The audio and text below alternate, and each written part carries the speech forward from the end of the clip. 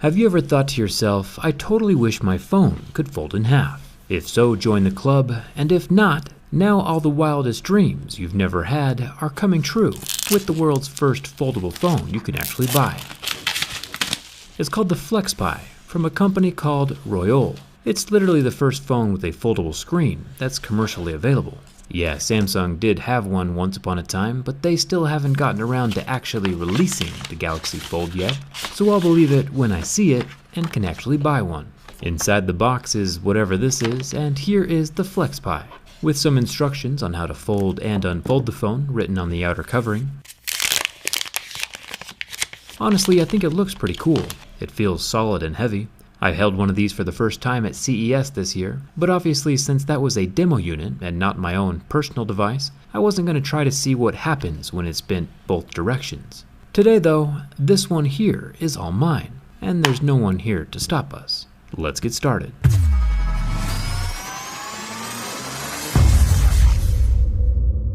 Right out of the box, there are some confidence-diminishing instructions that flash across the screen, like only charge the phone with the device unfolded. And then look here at this massive list of instructions. Don't drop it, keep the surface dry and clean, please avoid sharp or pointed objects. Got it, sure thing. And right below that, it keeps going on to say no screen protectors are allowed, and the phone can't be opened if the temperature is below freezing. It also looks like the side of the phone is super magnetic. This is going to be fun. Opening and closing the phone automatically changes how the apps are displayed on the screen. Magnets are the thing that holds the phone shut in the closed position, with a very satisfyingly hard click. The magnets will definitely keep the phone from ever flopping open on its own. The hinge of the phone here in the center is covered with a very dark blue rubberish material, and held in place by a series of hex screws. It takes up a good portion of the back panel real estate. It looks like one of those wrinkly dogs, or even a slinky that can be bent back and forth. Good luck slapping a D-brand skin on this one. When it does snap closed, it leaves just enough room inside for a pencil to slip into the gap between the back halves. Might be a perfect spot for a future stylus, just saying. The two back panels have a subtle shimmer that we see on most smartphones these days, low-key and doesn't really draw attention to itself. Well, besides the fact that it folds in half.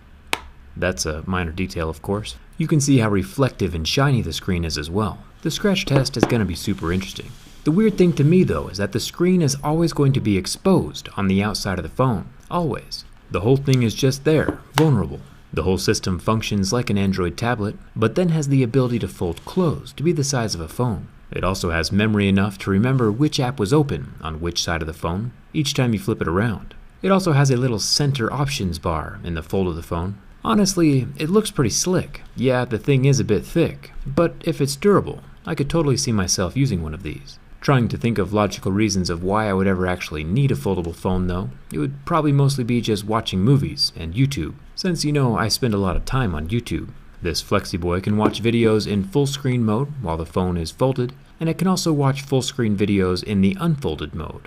Honestly, pretty darn cool. A company called Asurion did a study one time and found that people check their phones on average about 80 times a day, and judging by the amount of people I see texting and driving, I believe that number. Royole says on their website that this phone is good for over 200,000 folds, so if we're unfolding this FlexPi 80 times a day, under perfect conditions of course, this phone would last almost 7 whole years. That's pretty fantastic, considering that the Galaxy Fold lasted about 7 whole days. Remember, this thing is available to buy right now for a cool $1,300. Let's see what we get for that. Inside the box we get a SIM card removal tool and a microfiber cloth, some USB-C braided headphones, and a USB-C power cable, and a branded power brick. There's no case or screen protectors inside the box. That's interesting. Now that we know everything is working properly, let's start with the scratch test. Knowing what we know about the laws of physics, it's pretty safe to say that the screen is not going to be made from glass, since glass is glass and glass does not bend. The surface of the FlexPi has to be made from a flexible, optically clear plastic. The hardness level of that plastic, though, is up for debate. In this particular case, we see that the level 2 pick leaves no marks on the screen, but the level 3 pick, as it's applied to the surface of the flattened phone, starts leaving indented grooves all along the whole surface of the display. This is why there was warnings when I first turned on the phone. The FlexPi gets permanently damaged at a very soft Mohs level 3. This is the main reason having a screen on the outside of the fold is a bad idea. When it's in your pocket, both sides of the screen are rubbing up against the sides of your pocket, and again, when it's folded on a table, one screen side will always be touching something hard. There is no safe zone. Watch as my fingernail can also damage the screen permanently. This thing is going to get pretty wrecked with everyday use, especially since screen protectors are not allowed. Samsung's implementation of having the screen fold up inside the phone is hypothetically the better of the two methods, since the closed fold protects the plastic screen. But, you know, their phone also only lasted a week, so you win some and you lose some.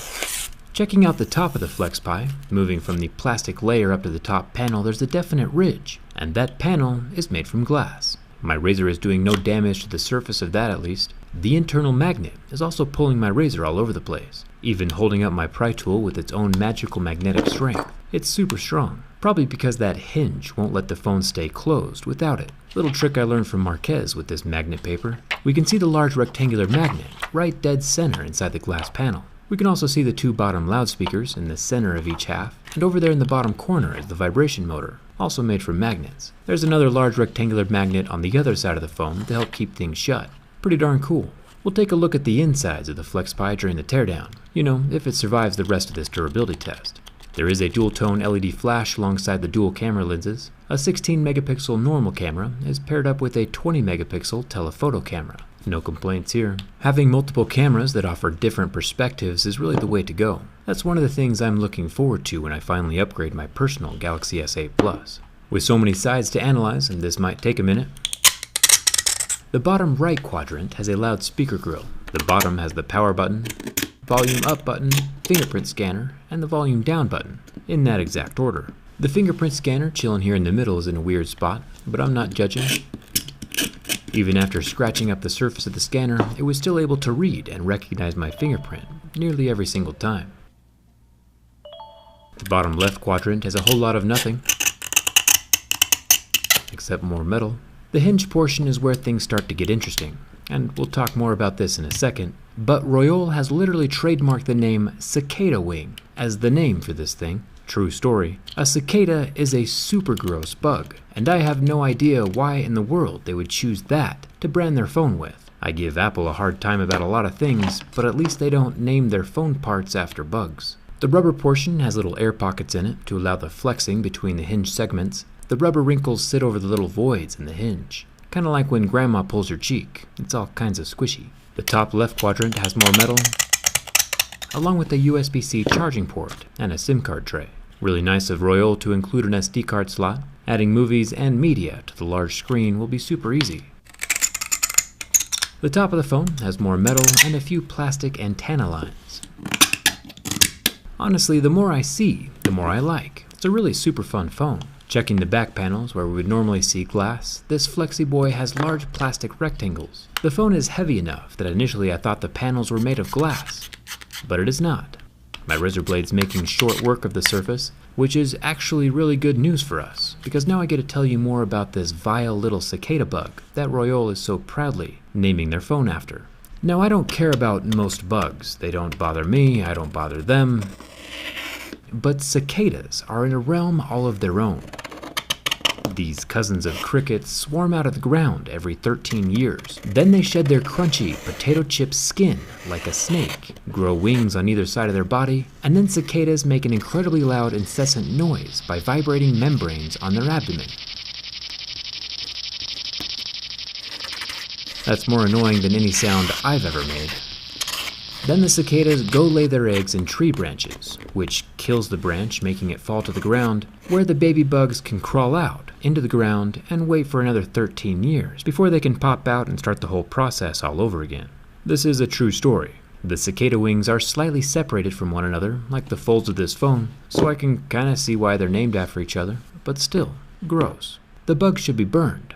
Nailed that transition. The 7.8-inch 1920 by 1440 flexible display lasted about 5 seconds under the heat from my flame. The screen is so thin, there's no insulating layer over the pixels to absorb the heat like we see on glass phones. The flame directly burns the pixels, literally destroying them to the point of no return in 5 seconds. Makes me wonder if impacts or pressure points might do the same to individual pixels. Especially since if the folded phone accidentally drops, no matter how it falls, it's gonna hit the screen area. It'll be interesting to see how this phone progresses into the wild as more people own it. Now it's time for the bend test. When bending from the front, we get a nice uniform fold along the center of the device with a satisfying click at the end as the magnets latch together. The screen still rotates to face whatever side is active at the moment.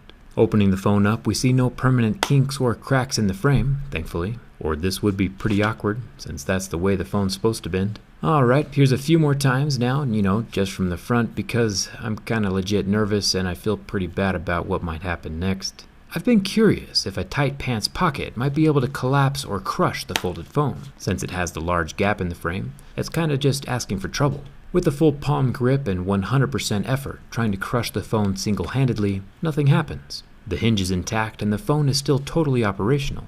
The hardware is going to be uncrushable by the pocket of your skinny jeans. My fingers do not hurt the pixels either, so I'm glad for that. But what happens if the phone is laid flat and grandma sits on it?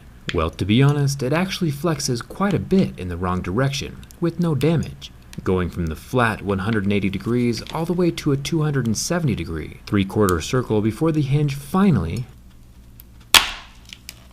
snapped in half, breaking at 2 points. But the phone itself is still turned on and functional, even after bending in the complete opposite and wrong direction. The FlexPi swings both ways. Even with that crack in the hinge, it still folds shut normally. And then when bending back out the wrong direction again, we can see how paper thin the display really is. Royole is currently putting this same display technology on t-shirts and hats for about $900 each. I do think we gotta be honest here for a second. This thing is lasting a lot longer than we all thought it would. Look how tight this fold gets.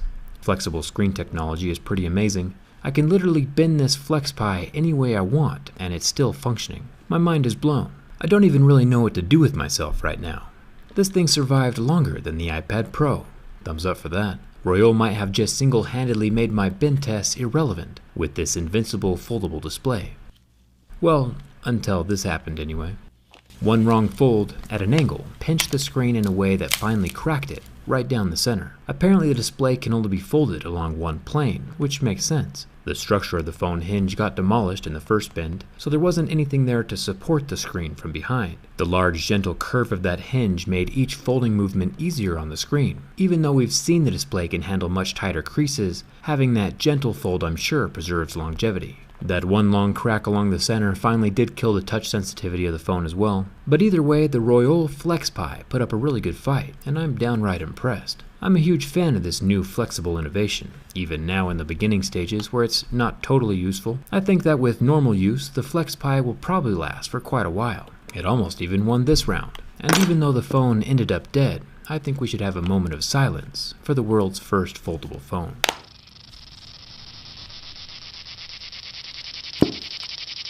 Do you see yourself using a foldable phone in the future? Also, should we perform an autopsy on the FlexPi to see the insides? Let me know down in the comments. Hit that subscribe button if you haven't already. Come hang out with me on Instagram and Twitter.